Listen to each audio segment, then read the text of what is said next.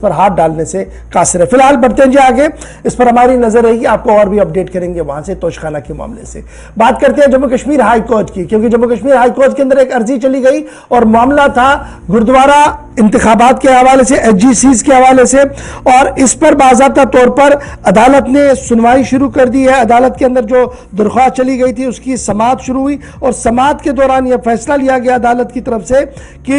فی الحال جو انتخابات ہونے ہیں، اسٹیٹ گردوارہ کمیٹی کے جو انتخابات ہونے ہیں، انہیں اس پر پابندی عائد کر دی گئی ہے، اور صوبائی کمشنر سے باضابطہ طور پر، صوبائی انتظامیہ سے باضابطہ طور پر کہا گیا ہے کہ وہ اگلی تاریخ تک اپنے اعتراضات جمع کریں۔ انتظامیہ نے 17 فروری کی تاریخ کو مقرر کیا تھا،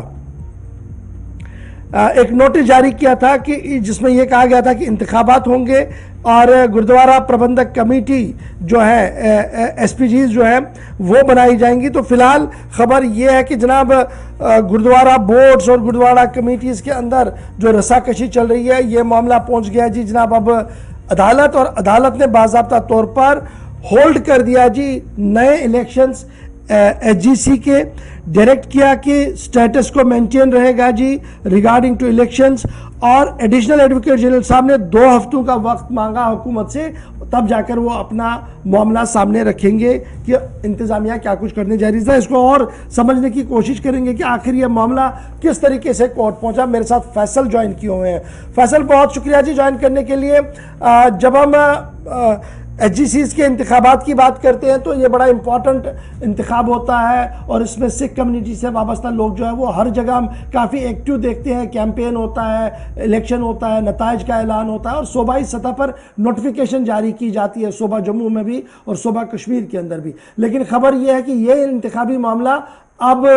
عدالت پہنچا ہے۔ عدالت جانے کی وجہ کیا ہے؟ کون لوگ عدالت گئے تھے اور ان کی دلیل کیا ہے؟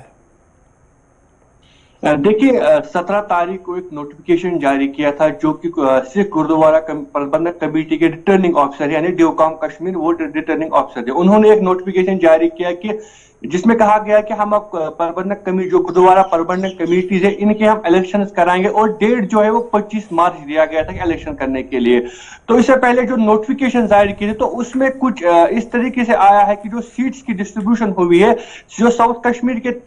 4 ڈسٹرکٹ ہے وہاں پہ ایک سیٹ دی گئی ہے، اس کے جو ایک ممبر ہوگا اور ایک الیکٹڈ باڈی ہوگی۔ اس کے ساتھ ساتھ جو نارتھ کشمیر کے 2 ڈسٹرکٹ ہے بانڈی پورہ اور بارہمولہ، ان ڈسٹرکٹس کے لیے 2 سیٹیں دی گئی ہے، جبکہ اس میں بانڈی پورہ جو ہے وہاں پہ کوئی سکھ کمیونٹی رہتی ہی نہیں اور نہ ہی کوئی الیکٹڈ باڈی وہاں پہ ہے۔ تو اس پر اعتراضات جو ہے پلوامہ، جو ڈسٹرکٹ پلوامہ ہے وہاں کی پربندھک کمیٹی نے پیٹیشن دائر کی ہائی کورٹ میں، اور انہوں نے کہا کہ اگر اس طریقے سے 2 سیٹیں بانڈی پورہ کو دی جاتی ہے جہاں پہ کوئی الیکٹڈ باڈی ہے ہی نہیں، جہاں پہ کوئی سکھ کمیونٹی کا بندہ رہتا ہی نہیں ہے، تو وہاں پہ اب 2 دیتے ہیں۔ یعنی ان کا ماننا ہے کہ جو پلوامہ ہے وہاں پہ سکھ کمیونٹی کی تعداد زیادہ ہے، یہ سیٹ وہیں پہ ہونی چاہیے نہ کہ بانڈی پورہ میں، جبکہ بانڈی پورہ میں کوئی سکھ رہتا ہی نہیں تو وہاں پہ 2 سیٹیں کس لیے؟ تو ان کا ماننا ہے کہ یہ جو سیٹ ہے یہ ٹرانسفر کی گئی ہے پلوامہ سے بانڈی پورہ، جبکہ وہاں پہ کوئی ہے نہیں۔ تو اسی کے حوالے سے وہ ہائی کورٹ گئے، اور ہائی کورٹ نے سٹیٹس کو فی الحال رکھا ہے جب تک کہ پورا معاملہ جو ہے کورٹ کے سامنے نہیں رکھا گیا۔ تو انہوں نے پہلے جو نوٹس جو ہے وہ ڈیوکام کشمیر چیف سیکرٹری اور جو کمشنر سیکرٹری پارلیمنٹری افیئرز اور لا اینڈ جسٹس ان کو بھیجا، اور اس پر